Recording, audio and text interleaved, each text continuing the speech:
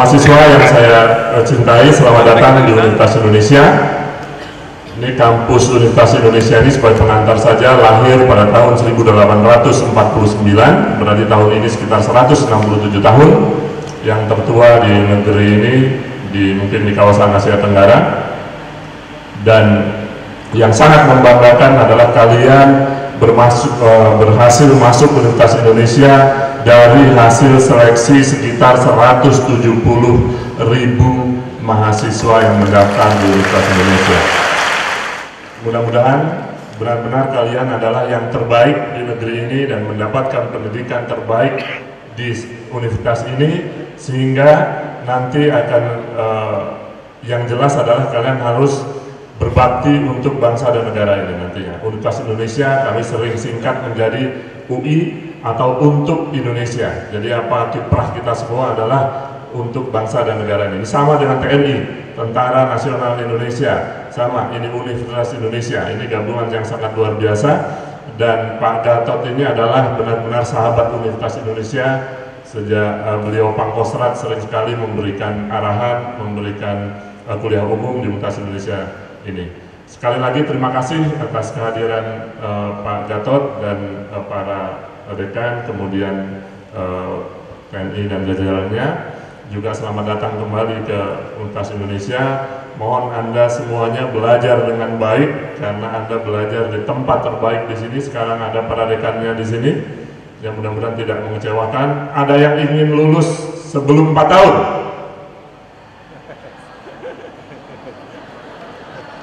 Bagus.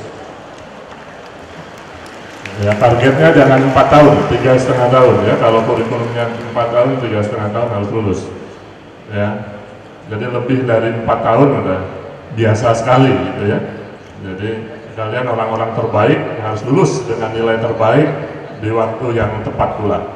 Sekali lagi selamat datang dan selamat nanti akan mendengarkan paparan dari Panglima TNI. Ini sangat penting bagi kita semua, membangun kesadaran kita semua di tengah-tengah jumlah penduduk yang sudah sebagian besarnya, lebih dari 7 miliar. Permasalahan dunia, permasalahan global ini sangat banyak.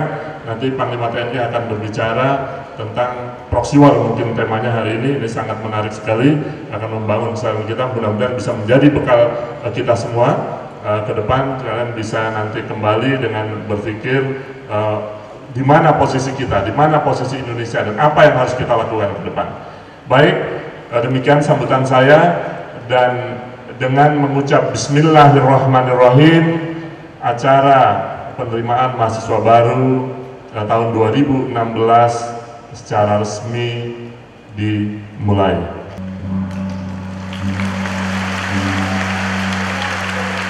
Semua mahasiswa baru dimohon untuk berdiri dengan simbolis pemukulan gong.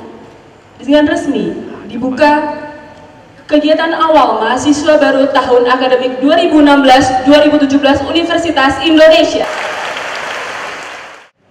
Janji mahasiswa baru diikuti oleh seluruh mahasiswa baru. Kami, mahasiswa baru Universitas Indonesia berjanji satu, akan menjaga nama baik Universitas Indonesia. Dua, menjunjung tinggi norma-norma ilmiah yang berlaku di Universitas Indonesia berdasarkan Tridharma Perguruan Tinggi. Tiga, akan mematuhi segala peraturan yang berlaku di Universitas Indonesia dan bersedia menerima sanksi apabila melanggarnya. Perwakilan mahasiswa baru kami persilakan untuk kembali ke tempat. Semua mahasiswa baru kami persilakan untuk duduk kembali.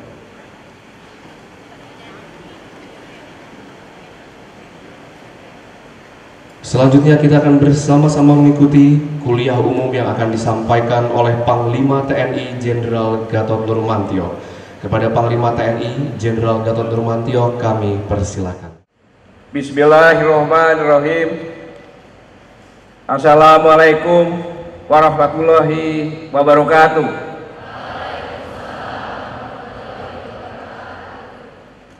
Selamat pagi, salam sejahtera, shalom, Om Swastiastu.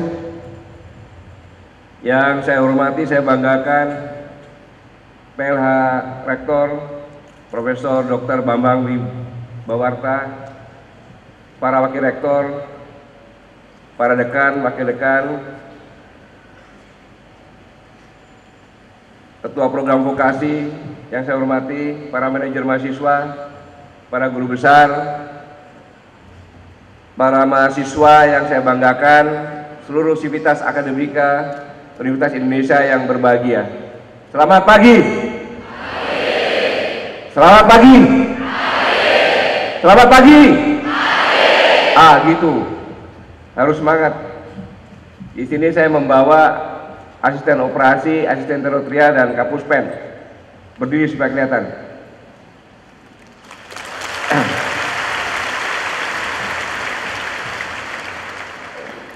Saya tidak berani sendirian di sini, harus ada teman.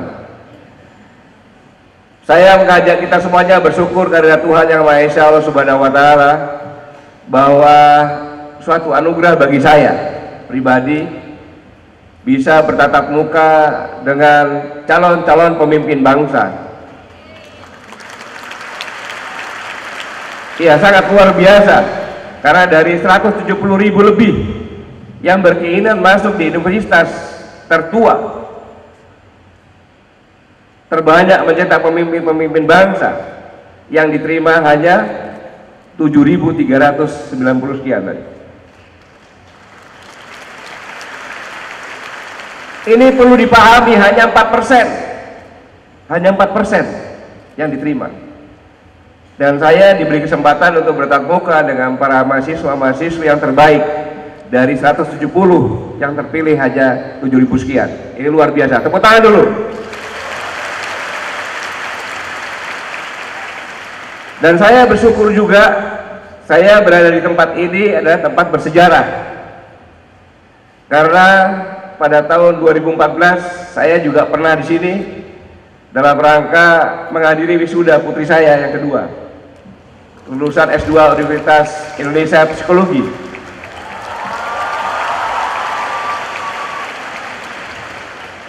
Dan saya memberikan kuliah yang pertama kali setelah lama tidak ada jenderal di sini adalah saya waktu Pangkostrat.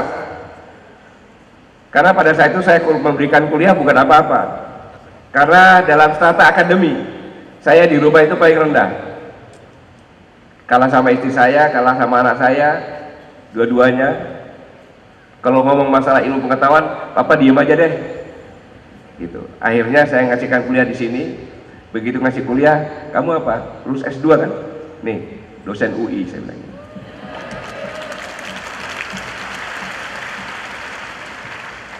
Dan saya juga merasa tersanjung bahwa kegiatan kemahasiswaan yang pertama saya mengisi di sini. Terima kasih Pak Rektor dan semua dekan atas kepercayaannya. Walaupun 3 hari yang lalu saya baru dikasih tahu, tetapi karena UI saya pasti datang, karena UI merupakan keluarga saya juga di sini, dan saya bangga dengan UI. Dan saya yakin semua yang ada di sini, 3,5 tahun yang akan datang, Anda pun ingin berada di sini, karena tempatnya sudah di sini kan Pak? Di sini, betul nggak? Betul. Karena saya berhadapan dengan calon pemimpin, maka saya akan menyampaikan apa yang sebenarnya memahami ancaman, ya, ancaman bangsa ini apa. Kemudian menyadari jati diri, serta kita harus sadar bagaimana solusi mewujudkan kita sebagai bangsa pemenang untuk wujudkan Indonesia Raya seperti yang baru sama-sama kita nyanyikan. Dan saya menyampaikan ini karena saya menitipkan bangsa ini ke depan kepada Anda semuanya. Sanggup? Saya akan mulai dengan hal yang jauh sekali dari militer. Teori Thomas Malthus pada 1798 yang mengatakan bahwa percepatan jumlah penduduk seperti deret ukur dan ketersediaan pangan seperti deret hitung. Maka apabila dua sumbu ini berseberangan terjadi kritis. Jadi populasi seperti deret ukur 2 kali 2 4, 4 kali 4 16 dan seterusnya. Tapi kesediaan pangan 2 tambah 2 4, tambah 2 lagi 6, tambah 2 lagi 8. Sepintas lalu teori ini biasa, tapi saya akan buktikan bahwa teori ini sangat luar biasa dampaknya. Sangat luar biasa dampaknya. Saya punya teman Lawrence Smith yang menyampaikan bahwa jumlah penduduk dunia pada tahun 1800 itu 1 miliar. Untuk menambah 1 miliar diperlukan waktu 130 tahun. Setelah ini baru ada KB, baru 12 tahun. Jadi tahun depan selamat datang, jumlah penduduk 8 miliar. Mungkin ini sepintas biasa-biasa saja. Tetapi kalau kita lihat teori populasi, bahwa daya tampung bumi untuk orang hidup normal itu hanya 3 sampai 4 miliar. Karena jumlah penduduk sudah melebihi dari kapasitas bumi untuk menampung hidup normal. Kita simak. Setiap saya menghitung 1.000, 2.000, maka satu anak meninggal dunia. 2,1 anak meninggal dunia. Dan setiap hari 41.000 lebih anak meninggal dunia. Satu hari. Bukan orang dewasa, anak-anak. Dan 1 tahun 15 juta anak meninggal dunia. Kesehatan dan kurang gizi buruk. Ini bukti bahwa bumi sudah overload untuk orang hidup normal. Dan bukti bahwa teori Thomas Malthus benar adanya. Selanjutnya saya akan buat disertasi. Mudah-mudahan saya dikasih dokter di sini. Teori perubahan latar belakang dan tempat konflik. Dapat dipastikan minimal 70% konflik di dunia berlatar belakang energi. Dan British Petroleum mengatakan bahwa energi akan habis pada tahun 56 pada saat jumlah penduduk sudah 14,5 miliar. Dan British Petroleum juga menyampaikan bahwa tahun 35 konsumen energi akan meningkat 41% karena lonjakan jumlah penduduk. Maka kalau kita konversi, habis jaminya adalah 27 tahun lagi atau tahun 2043. 27 tahun lagi kemungkinan juga yang duduk di sini adalah anak-anakmu. Kemungkinan cucu-cucunya para rektor 27 tahun lagi. Dan British Petroleum juga menyampaikan bahwa energi tidak terbarui karena perlu jutaan tahun, tapi tergantikan. Dan pada umumnya sekarang digantikan dengan energi hayati. Lalu berbicara energi hayati, energi dari tumbuh-tumbuhan, maka kita harus melihat ekuator. Di ekuator ada 3 kelompok negara, yaitu negara-negara ASEAN, negara-negara Afrika Tengah, ada Kongo, Pantai Gading, dan negara Amerika Latin, ada Kolombia, Venezuela, Brasil, dan sebagainya. Dan di negara-negara ASEAN yang paling besar adalah negara Kesatuan Republik Indonesia. Mengapa saya katakan ekuator? Karena di ekuator kita bisa vegetasi sepanjang hari atau panen bercocok tanam sepanjang tahun.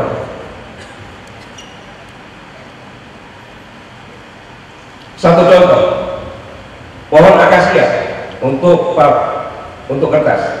Kalau di Indonesia 6 tahun bisa panen, tapi di Eropa 12 tahun, karena ada masa tidur pada saat musim salju, tumbuhan tidur.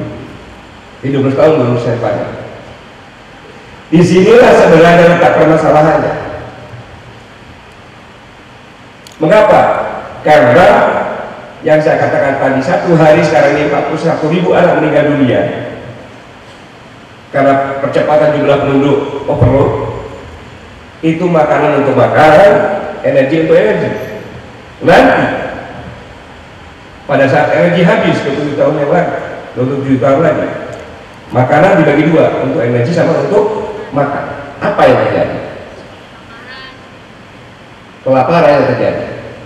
Pada tahun 2043, 27 tahun lagi, tidak lama lagi, prediksi jumlah penduduk 12,3 miliar, 9,8 miliar tinggal di daerah yang minim energi dan minim pangan serta minim air. Hancurnya tatanan masyarakat sebagian negara sudah terjadi. Hal ini bukan terjadi 25 tahun lagi, tapi 10 tahun yang akan datang, tapi sudah dimulai dari sekarang. ISIS sudah bukan lagi Syria sama Irak, tapi sudah Islamic State, akan membuat state Islamic di dunia. Ekonomi dunia sekarang lagi krisis. Krisis pangan, kekurangan obat-obatan telah menyebabkan meroket angka kejahatan dan pembunuhan di Venezuela. Bahkan dalam waktu 12 jam, 35.000 orang menyeberang ke Kolombia.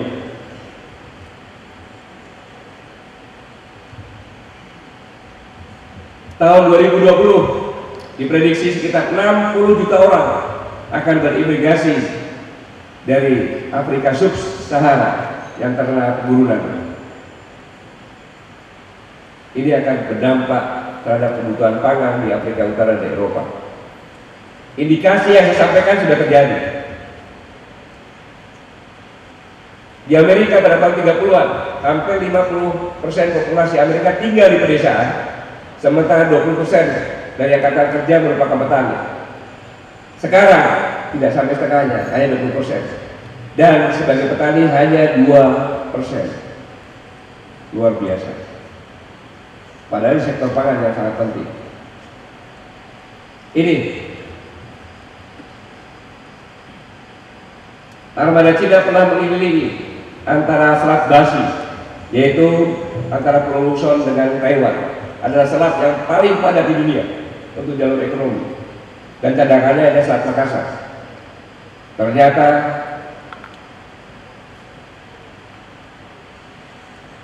China mengakui landlocked line dan melakukan pelanggaran di Indonesia 3 kali yang dikawal oleh Coast Guard-nya. Berarti menyatakan bahwa landlocked line adalah pantai milik Cina.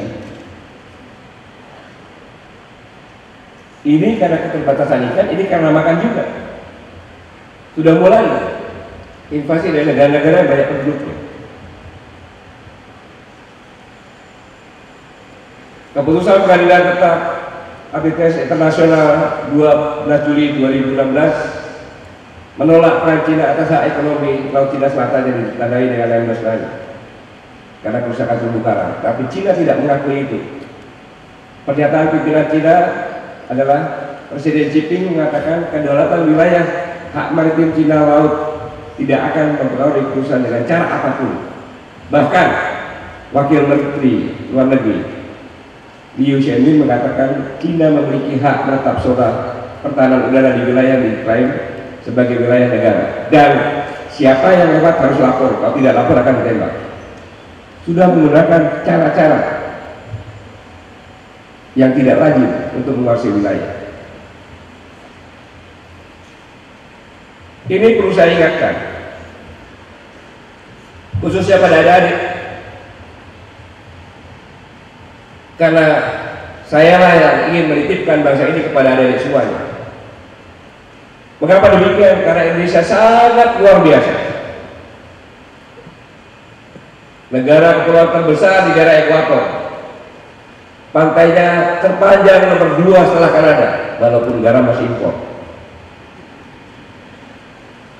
Dan luas lautnya 5,8 juta kilometer persegi, walaupun ikan pun impor. Dan saya ingatkan, dan Presiden Republik Indonesia pertama, Bung Karno, pernah menyampaikan kekayaan alam Indonesia suatu saat nanti akan membuat iri negara-negara di dunia. Sudah terjadi sekarang. Dan Presiden terkini Pak Jokowi pada saat disumpah di DPR menyampaikan kaya akan sumber daya alam justru dapat menjadi petaka buat kita. Presiden pertama mengingatkan, Presiden terkini mengingatkan tentang kekayaan sumber daya alam Indonesia yang bisa menjadi petaka bagi kita. Mengapa demikian? Karena tadi jumlah penduduk yang melonjak tidak terkendali, melebihi daya tampung bumi. Kemudian nanti energi akan habis, sedangkan perang sekarang latar belakang energi, dan energi yang tadinya oleh energi fosil akan dibagi, makanan sebagian, makanan untuk energi. Inilah tantangan adik-adik sekalian ke depan. Kalau sekarang 2018, 19, 20, 27 tahun lagi berarti 47 tahun. Pada saatnya adik-adik sekalian menempati posisi-posisi mantap. Tetapi tantangan luar biasa. Sekarang sudah mulai terasa. Lalu pertanyaannya, apakah anak cucu kita bisa hidup layak pada 20 tahun yang lagi seperti ini?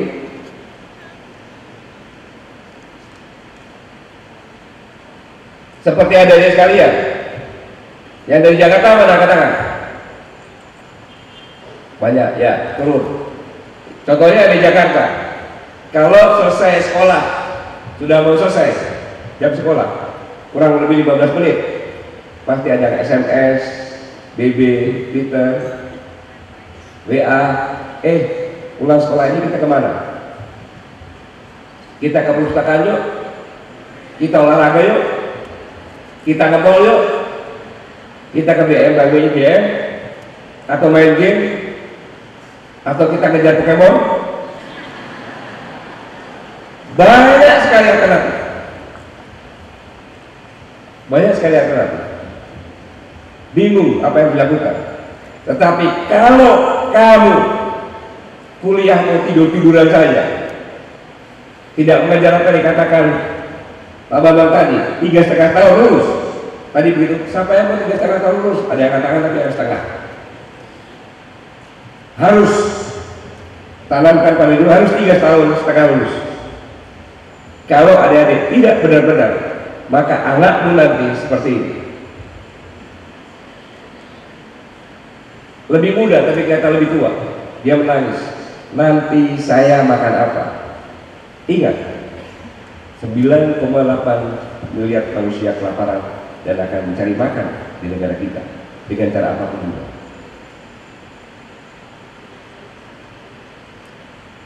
Lalu pertanyaannya, menghadapi tahun 2043, jumlah penduduk semakin banyak, energi semakin menipis, pangan air semakin terbatas.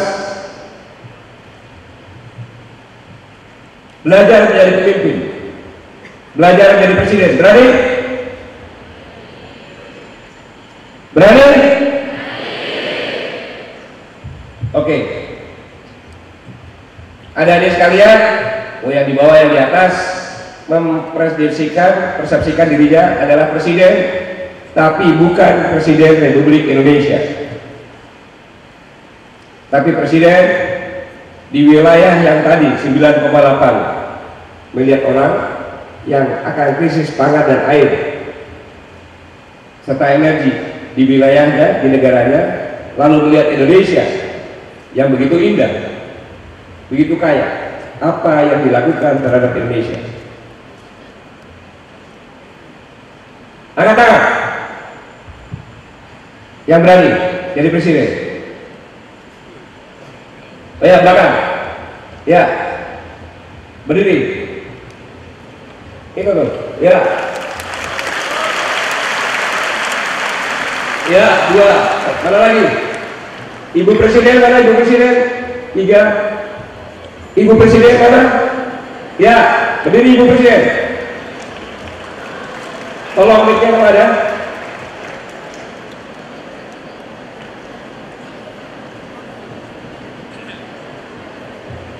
Atau ke depan, gak apa-apa, ke depan, cepat ke depan.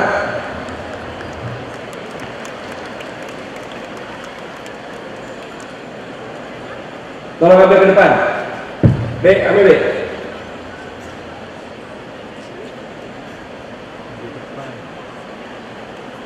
Atau berteriak di sana, berteriak.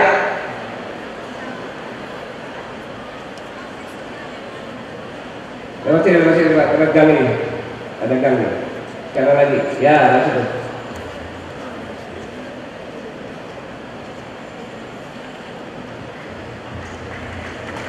Ya, tepuk tangan.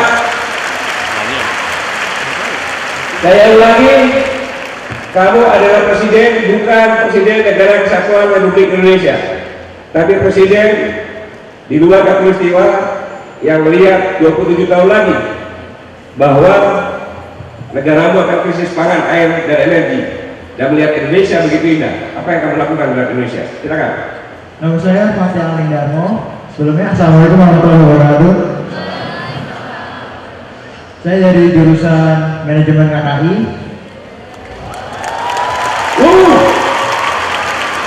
Ya. Bila saya menjadi presiden dari sebuah negara yang non-ekuator, yang pertama saya akan lakukan adalah mengubah energi dari yang tidak terbarukan menjadi terbarukan, seperti pakai tenaga angin atau pakai tenaga surya. Namun kalau misalnya itu belum bisa mencukupi, dan kalau misalnya produksi pangan juga belum bisa dicukupi, maka jalan terakhir adalah untuk memakai perperangan. Jadi kamu membela Indonesia? Berhadapan sama saya kamu? Ya, belakangnya. Mana Ibu Presiden tadi, kok kembali lagi? Yang belakang tadi, Ibu Presiden.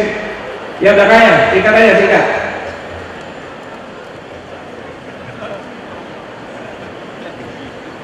Assalamualaikum warahmatullahi wabarakatuh. Salam. Nama saya Zaki Zaki, jurusan Sosiologi Bisnis. Jika saya menjadi presiden non-ekuator, saya akan mengubah visi negara saya.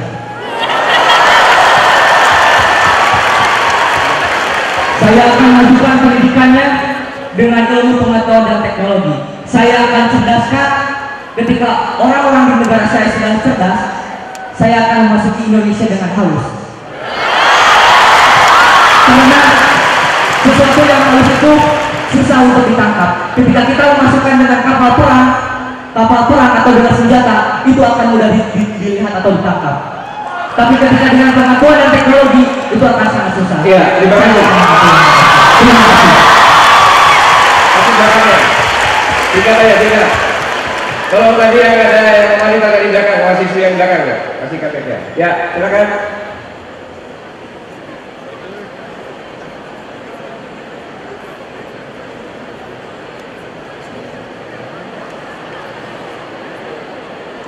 Ya, nanti. Biar gantian dulu, ada Ibu Presiden dulu. Bukan Ibu, dari Presiden. Ya, mana tepuk tangannya, kaum wanita?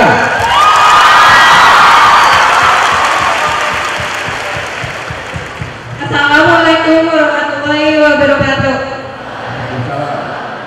Nama saya Tiara Farhana Ramadhani, jurusan Ilmu Administrasi Negara, Fakultas Ilmu Administrasi. Jika saya menjadi presiden negara non-ekuator, saya akan merubah birokrasi dan kebijakan-kebijakan publik sehingga negara saya bisa melakukan relasi interaksi kepada negara Indonesia dan negara saya memiliki relasi sehingga kebutuhan pangan saya terpenuhi, kebutuhan pangan negara saya terpenuhi. Terima kasih. Ya, terima kasih. Assalamualaikum warahmatullahi wabarakatuh.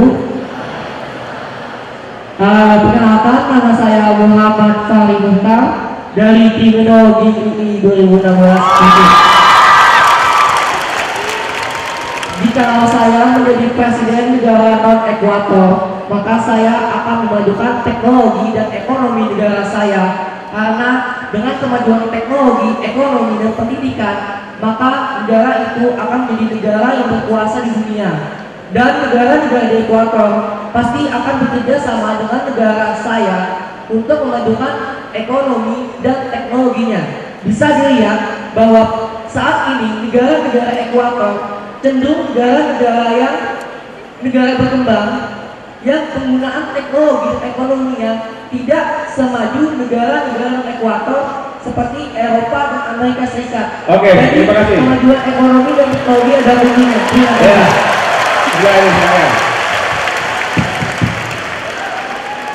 Baik, kenalkan, nama saya Aldi Wahyu Putra. Saya dari Fakultas MIPA, jurusan Fisika.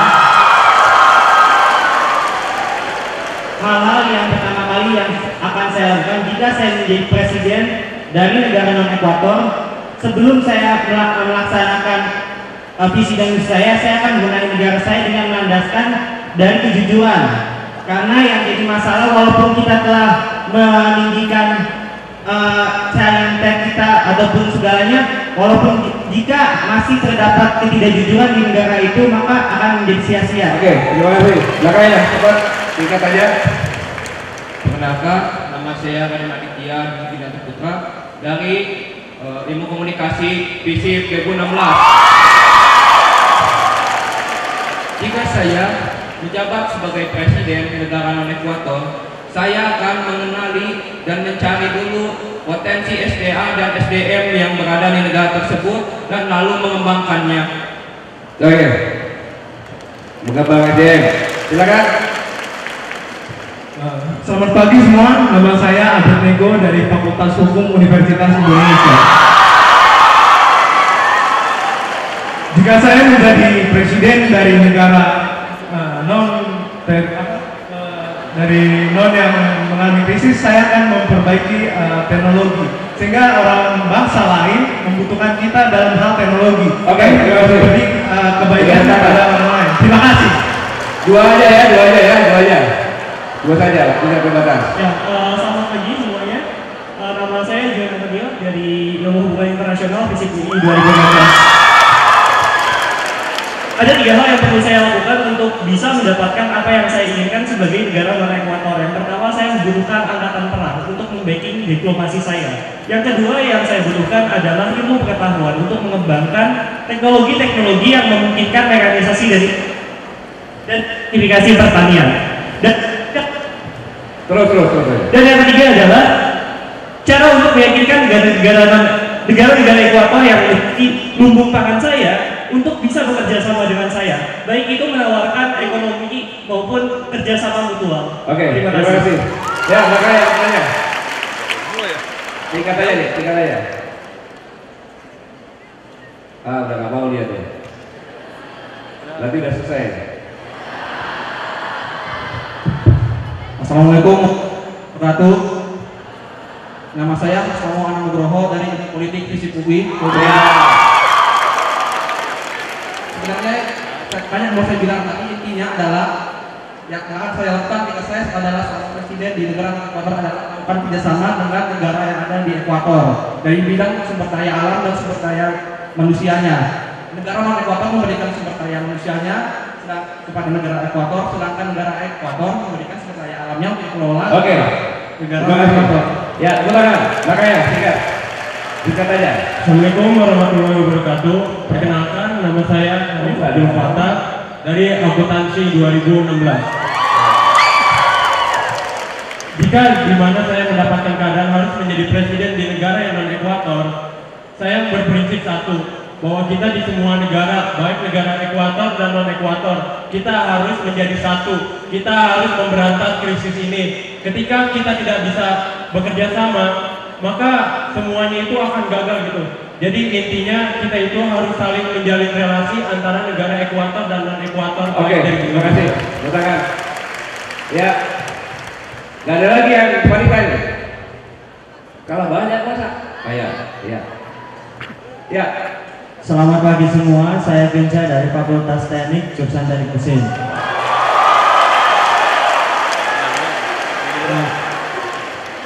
Jika saya menjadi presiden negara non-ekuator, saya ingin mengadakan kerjasama di bidang riset dan pendidikan, yang tentunya selain bentuk ikat baik untuk menjaga lingkungan, kedua juga untuk membentuk hubungan relasi yang saling menguntungkan satu sama lain tanpa kekerasan. Terima kasih. Belakang ya, singkat aja.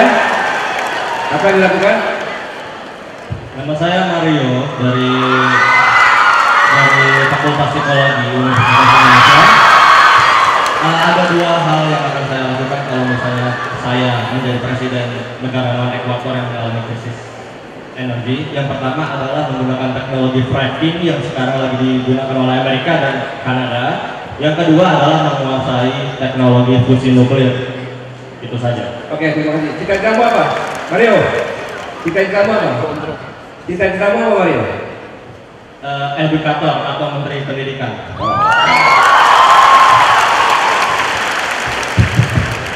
Assalamualaikum warahmatullahi wabarakatuh. Nama saya Abi Komar dari FEB Manajemen UI 2016. Jika saya jadi presiden, Pak, NKRI harga mati, Pak.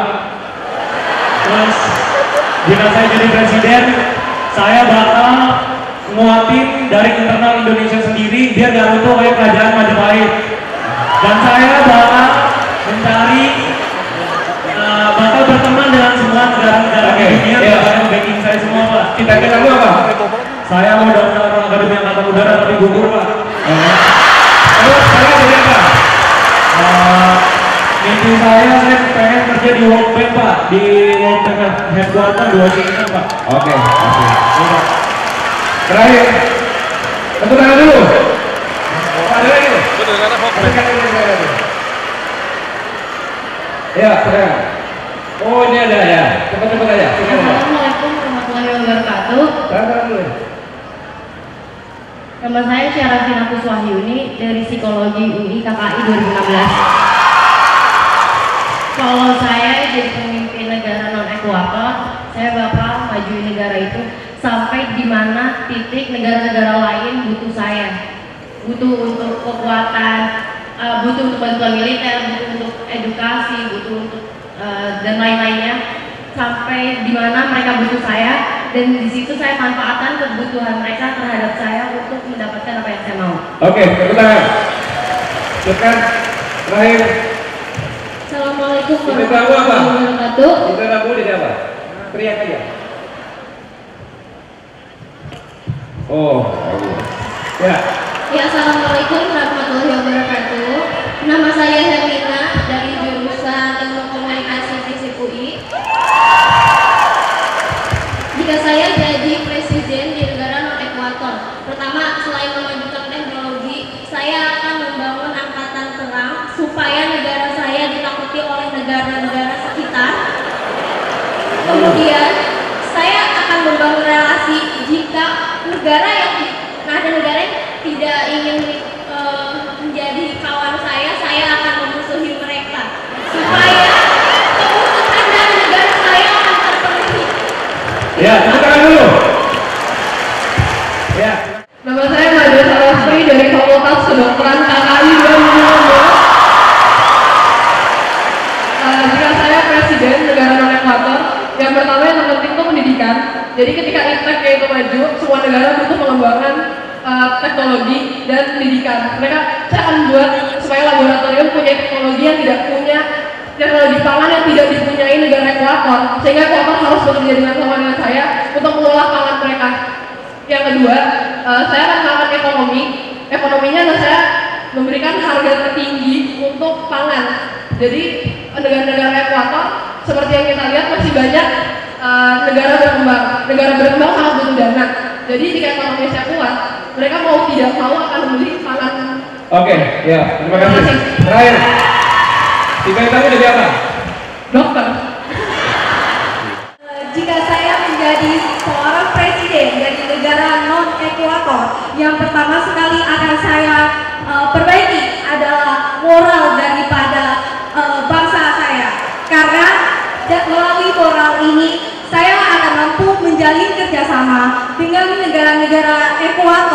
yaitu dengan kerjasama yang sehat. Lalu, saya akan mempelopori negara-negara non-Ekuator untuk bersatu memajukan pendidikan, teknologi, agar bisa mengembangkan sumber daya alam di negara Ekuator sehingga kami bisa kerjasama dengan baik. Terima kasih. Terakhir.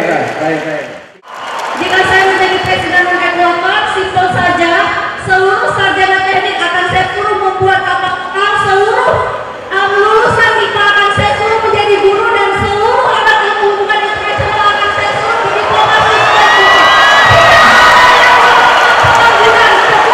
pendidikan harus menjadi seseorang yang memperlakukan bahasanya.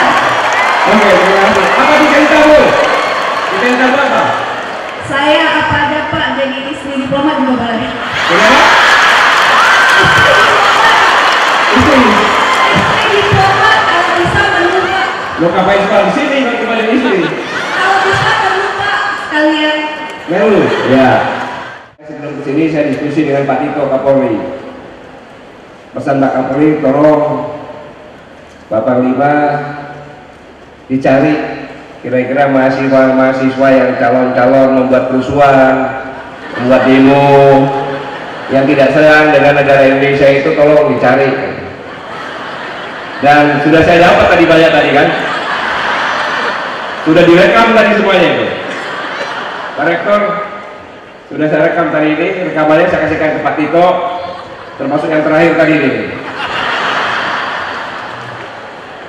Tapi masih banyak yang sopan-sopan tadi. Baik, adik-adik sekalian, itu tadi yang kamu sampaikan, itu sebenarnya seperti ini juga pernah saya tanyakan. Saya pernah diskusi di 34 universitas, tapi ini yang saya ambil adalah pada 7 Maret 2014. Saya berbicara di UI, kemudian saya kasihkan pertanyaannya, dan ini jawaban mereka. Kalau saya menjadi presiden di luar Ekuator, maka saya akan membeli dan menguasai media massa untuk melakukan pembentukan opini, menciptakan rekayasa sosial serta kegaduhan di masyarakat. Ada yang ingat lagu ini? La la la la la la la la la la la la la la. Iklan apa itu? Ya? Iklan la la la la la la la la la la. Iklan apa? Rokok, ya betul rokok. Gambarnya apa? La la la la la la. Apa? Pijat. Pijat di pantai betul. Logonya apa logonya? Lobis. Lobis. Mana tadi yang bilang lobis? Benar itu. Betul.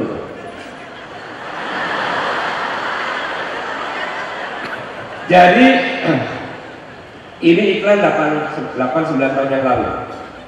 Begitu saya menyampaikan lagu la saja sudah hafal. Ini rokok katanya. Long Beach. Tapi saya tanya, siapa yang pernah merokok ini? Gak ada yang tahu. Jadi teori media. Kalau saya nyampaikan iklan yang 8 tahun atau 9 tahun yang lalu, itu sebentar saja dipahami. Berarti pada saat itu iklan itu ditayangkan pada saat prime time atau pada saat paling banyak dilihat orang dan paling mahal. Lalu pertanyaannya, mengapa rokok itu tidak dijual atau tidak ada? Dan kalau kita flashback lagi, pada saat itu adalah media-media baru muncul, media-media baru, TV-TV baru muncul. Maka memerlukan anggaran untuk bisa membesarkan. Dan cukup saya masukkan iklan ini, saya akan bayar yang paling mahal, paling banyak dilihat orang. Tapi saya minta setiap 10 menit tayangkan kekerasan, tayangkan pencurian, pembunuhan, perampokan, perkelahian, keributan, kerusuhan, ribu-ribu DPR.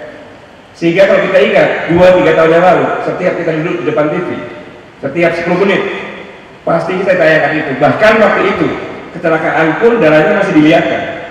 Sekarang sudah dikasih kabur gitu. Dulu dilihatkan 10 menit pasti ada, kalau tidak kayukan. Ini adalah proses rekayasa sosial. Tiba-tiba manusia Indonesia yang sopan santun, penuh toleransi, tiba-tiba menjadi mudah marah. Terjadilah peristiwa mangkok merah di Kalimantan Barat, di Maluku, di Poso, di Aceh. Bahkan kemarin terjadi di Sumatera. Jadi mudah marah. Ini adalah rekayasa sosial. Ini disampaikan karena pada saat itu termasuk mahasiswa pasca sarjana juga ikut dalam kuliah ini. Mengadu domba antara TNI dan Polri. Ini yang menarik, menciptakan kader-kader potensial di Indonesia sedini mungkin sehingga berpihak dan dapat dikendalikan oleh negara asing.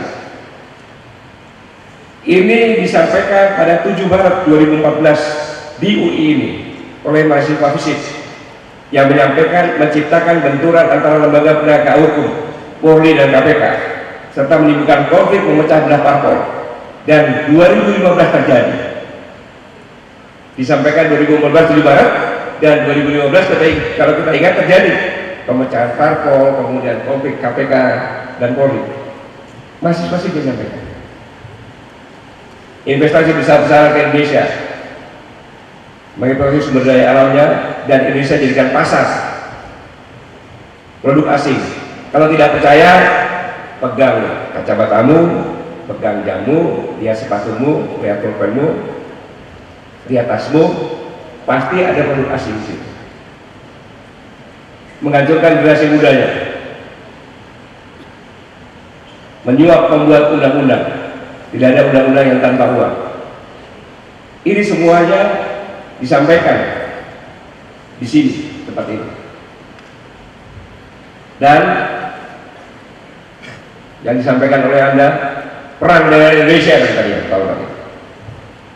Masuk ke Indonesia dengan cara halus, dengan teknologi dan ilmu pengetahuan teknologi. Tadi temanmu yang menyampaikan, membangun relasi dengan Indonesia, bekerja sama dengan Indonesia, mengembangkan potensi sumber daya alam, sumber daya manusia Indonesia, memperkuat angkatan perang negara non-ekuator, Presiden wanita tadi, memajukan negara non-ekuator, membuat negara lain tergantung dengan negara tersebut.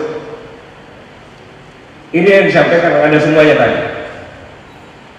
Memperbaiki moral untuk kerjasama dengan negara ekuator tadi disampaikan. Itu semuanya adalah yang kita kenal sekarang adalah perang proxy atau proxy war, yaitu perang dari berbagai kehidupan berbangsa dan bermasyarakat bahkan berkeluarga. Tidak terlihat siapa lawan siapa kawan, tapi yang jelas dilakukan oleh non-state actor atau penduduk kita sendiri, tetapi pasti didirikan oleh negara lain. Apakah proxy war oleh Indonesia? Ya, Indonesia pernah kena proxy war dan kalah, yaitu pada saat lepasnya Timor. Lepasnya Timor itu karena perebutan Greater Sunrise atau celah Timur. Celah di Timor itu yang mengandung energi besar, tepatnya di sini. Australia yang pertama kali mengakui bahwa Timor adalah provinsi termuda Indonesia. Tapi Australia yang pertama kali mengajukan agar intervene masuk ke Timor Leste atau Timor dan jajak pendapat. Dan begitu Timor Leste jadi negara dan presidennya Salana Gusmao, maka Salana Gusmao diminta tanda tangan. Salana Gusmao tidak mau. Saya inginnya perjanjiannya sama dengan seperti Indonesia. Dan pada saat itu Salana Gusmao pernah hampir dibunuh. Yang bercerita kepada saya adalah Salana Gusmao sendiri. Kita pernah kalah. Demonstrasi buruh di mana-mana, mengajukan tuntutan dengan cara intimidasi. Demo boleh, di negara demokrasi boleh demo. Tapi bagi pabrik yang tidak demo, jangan dipaksa untuk demo. Dan tuntutannya juga pakai wajar. Akibatnya tahun 2013, 19 perusahaan Jabodetabek gulung tikar dan harus di PKK ribuan buruh. Penyalahgunaan narkoba luar biasa. 15,1 juta penduduk. Tujuannya adalah lost generation, generasi yang tidak berkualitas, generasi yang on, hanya geleng-geleng saja. dan sekarang sudah menyebar ke perbatasan-perbatasan. Luar biasa. Ini yang luar biasa lagi. Dalam 3 tahun setidaknya terjadi 22 kasus pembakaran fasilitas kampus oleh mahasiswa. Bayangin, ada setengah mati bisa masuk 170.000, yang diterima hanya 70.000 lebih. Tetapi terjadi 22 kasus dalam 3 tahun, berarti setiap tahun minimal 7 kasus. Kampus dibakar oleh mahasiswa. Saya punya tim, saya cek di seluruhnya, tidak pernah sekalipun terjadi. Saya cek di mana-mana di dunia, rumah sakit jiwa dibakar oleh pasiennya, nggak ada. Benar ini nggak ada, belum pernah ada. Tapi kampus dibakar oleh mahasiswanya. Siapa yang sakit jiwa, siapa yang mahasiswa kampus. Ini adalah ada invisible hand, tangan-tangannya tidak terlihat, yang mendesain semuanya, bentuk opini, wujudkan kebencian, ketagihan bertengkar, saling tuduh, bahkan saling tuduh. Pasti didesain dari luar. Dan Anda adalah sasaran untuk desain itu, para mahasiswa. Bagaimana cara mengatasinya? Ya, kita punya modal. Kita punya 2, geografi dan demografi. Geografi ada daratan dan lautan. Daratan harus kita menjadikan negara agraris dengan memanfaatkan semua energi yang ada. Dan lautan harus kita jadikan negara maritim. Permukaan, dalam laut, dasar laut, dan pantainya kita manfaatkan. Dan kita lakukan bersama-sama dengan rakyat dan untuk rakyat. Demografi, kita punya kearifan lokal, yaitu penguatan masyarakat adat. Karena dari dulu yang bertempur adalah masyarakat adat. Ada Cut Nyadin, Teguh Umar, Sisingamangaraja, Tuanku Imam Bonjol, Pangeran Diponegoro, sampai Kapiten Patimura. Mereka berjuang, tapi bersifat kedaerahan. 250 tahun tidak bisa merdeka. Begitu ada Dr. Sutomo Trika Budi Utomo tahun 1908, perlu waktu 20 tahun untuk menyatukan pemuda Indonesia. Ketika pemuda bersatu dengan Sumpah Pemuda, dengan energi sosial merdeka atau mati, kita hanya memerlukan waktu 17 tahun untuk bisa mengusir Bukimak Belanda itu dari Indonesia. Hanya perlu 17 tahun. Pemuda seperti Anda perlu ada revolusi mental. Dan kita punya Pancasila, luar biasa Pancasila kita. Semua agama bisa, cara beragama ketuhanan yang Maha Esa. Harus memperlakukan manusia Indonesia yang patriot. Anda punya gen-gen patriot. Karena di Sabang sampai Merauke tidak ada satu suku pun yang tidak punya tarian perang, dan tidak ada satu suku pun yang tidak punya senjata. Maka memperlakukan cara berinteraksi sama manusia adalah perlakukan manusia Indonesia adil dan beradab. Karena kita banyak ras, suku, bangsa, warna kulit, bentuk rambut, maka kita cara bernegaranya persatuan Indonesia. Dan cara berdemokrasi kita memperlakukan ketua-ketua, orang yang berhikmah, orang dipercaya untuk mewakili kerakyatan yang dipimpin oleh hikmah kebiasaan dalam pemusatan perwakilan. Apabila 4 ini dilakukan secara konsisten dan konsekuen, maka apa yang menjadi ciri kita, yaitu tujuan nasional kita mewujudkan keadilan sosial bagi rakyat Indonesia tercapai. Apakah yang 4 pantai kita lakukan dengan benar? Belum semuanya benar. Ini maka perlu ada revolusi mental agar kita semuanya memanfaatkan peran tokoh-tokoh adat dan pemuda untuk wujudkan gotong royong, untuk mewujudkan kesejahteraan bagi seluruh rakyat Indonesia. Apa solusinya? Solusinya Indonesia harus menjadi negara agraris, negara maritim, dan negara industri. Dan yang mengawaki adalah Anda semuanya dengan belajar di sini. Untuk itu Indonesia harus aman. Dan solusinya para elit harus bersatu bersama pemerintah. Dan jangan hanya berwacana apalagi saling menyerang, bahkan menjadikan pemerintah. Jangan lagi ada egosentris. Seharusnya utamakan berkarya. Hanya untuk NKRI dan motornya adalah Anda semuanya para pemuda. Tepuk tangan para pemuda.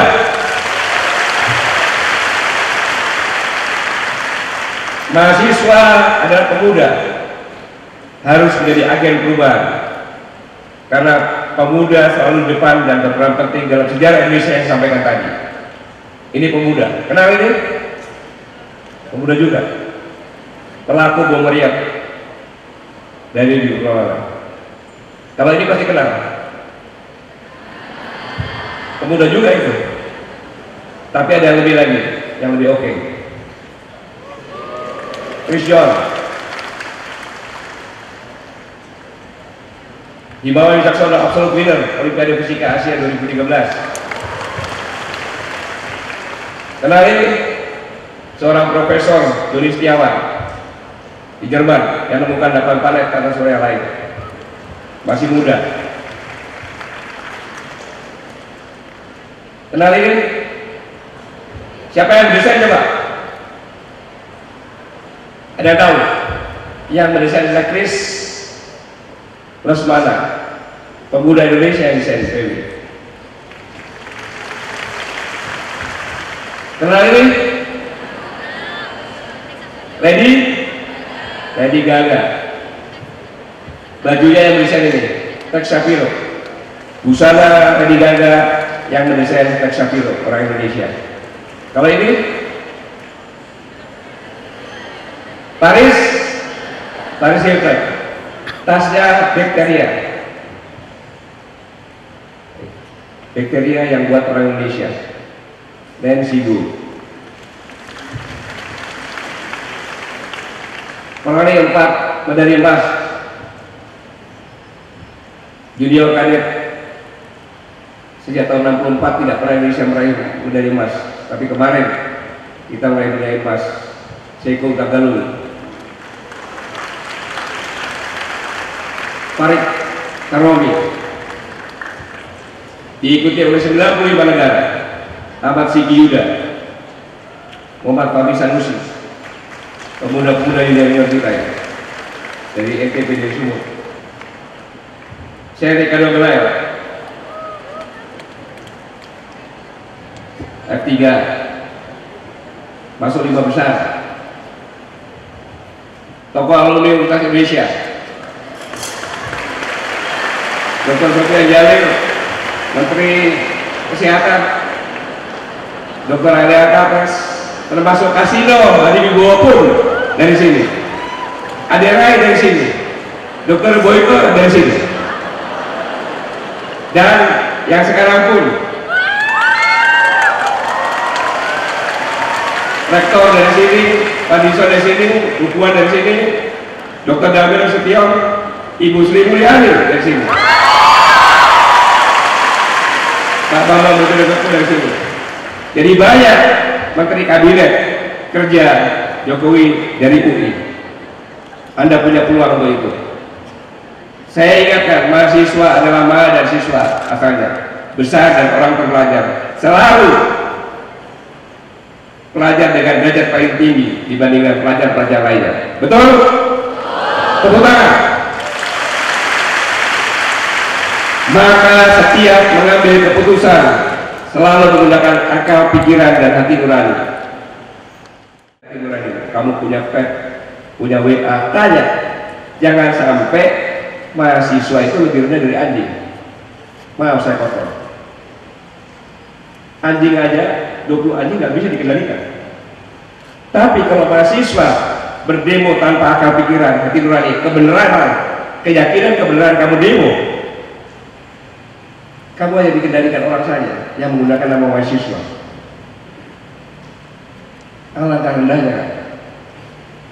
Mahasiswa demo benar-benaran, demo besar-besaran, semuanya merubah bentuk tatanan yang lebih baik karena kamu punya keyakinan itu silakan. Karena tugas bersini adalah belajar.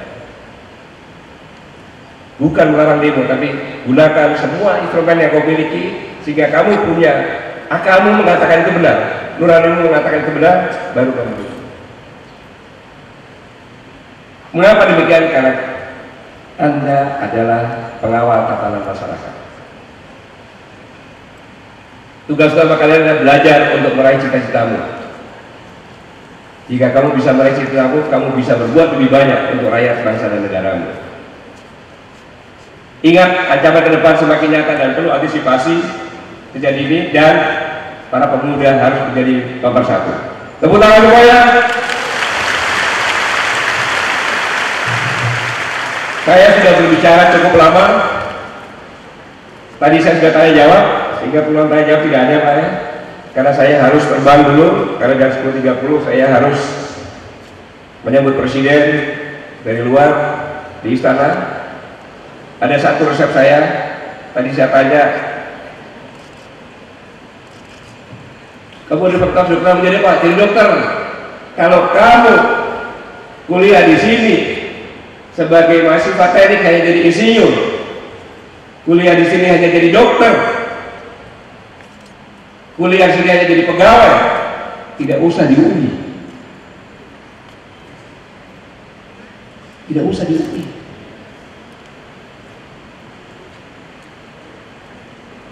Kamu di sini, kuliah di sini harus punya cita-cita yang tinggi. Kalau dokter, cita-citalah kamu menjadi pemilik rumah sakit. Tepuk tangan dong.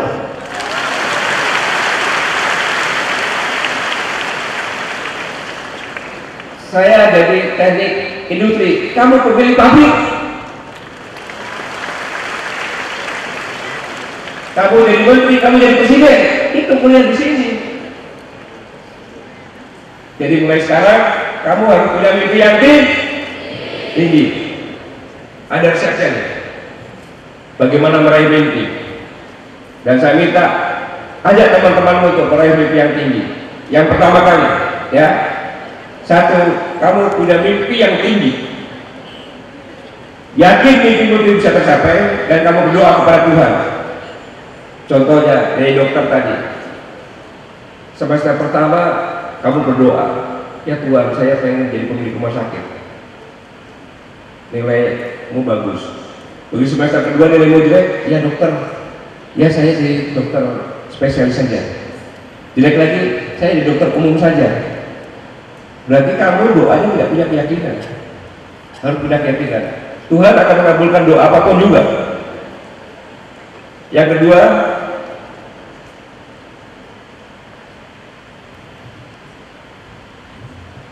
berdoa tadi sudah. Kamu punya mimpi yang tinggi tuh, saya taruh Pak Jokowi jadi presiden mimpinya kalau perlu. Dan harus fokus. Saya harus fokus untuk meraih mimpi saya. Harus fokus. Dan harus optimis. Apabila nilaimu jelek, kamu harus fleksibel. Kenapa saya tidak? Saya harus perbaiki saya. Jadi harus fleksibel, ya. Dan action. Jangan cuma jadi pemimpi aja. Action, saya harus belajar, saya harus ikut segala macam. Kalau ada yang hambatan, kamu harus fleksibel. Karena mimpimu besar, kamu harus punya network. Bayangkan, kalau kamu punya mahasiswa di sini ada 7.000-an lebih, dan semua 7.000 ini kamu kenal, kamu akan jadikan network kamu. Apapun mimpimu bisa tercapai. Ada yang di fisik, ada yang di teknik, ada yang malam dan segala macam. Jadikan network kamu. Mulai sekarang bergaullah dengan baik-baik semuanya. Jadikan semua sebagai network. Jadikan teman-temanmu yang akan merintis cita-citamu masing-masing. Saling mendukung. Setuju? Dan kamu harus selalu belajar. Belajar bukan hanya di sini saja. Jangan puas dengan sini. Pulang kuliah, cari referensi baru yang terbarukan. Kalau sekarang 2016, cari yang 2015, referensi baru. Sehingga setiap kamu mengerjakan PR, kamu pasti menggunakan referensi baru. Tidak ada di sini, di dunia maya-maya. Dan lakukan semuanya dengan do by heart, dengan hati. Wah, semesteran dokter, dosen kasih anunya nggak bener nih, kasih PR-nya banyak, itu nggak do by heart. Oh, dosen saya baik, saya punya waktu banyak sehingga bisa mengerjakan. Dan lakukan evaluasi semuanya, dan saya yakin mimpimu bisa tercapai. Ingat, disinilah tempatmu meraih mimpi. Selamat belajar dan berjuang. Terima kasih. Wassalamualaikum warahmatullahi wabarakatuh. Dan kemahasiswaan pada Profesor Dr. Bambang Wibawarta SSMU dipersilakan.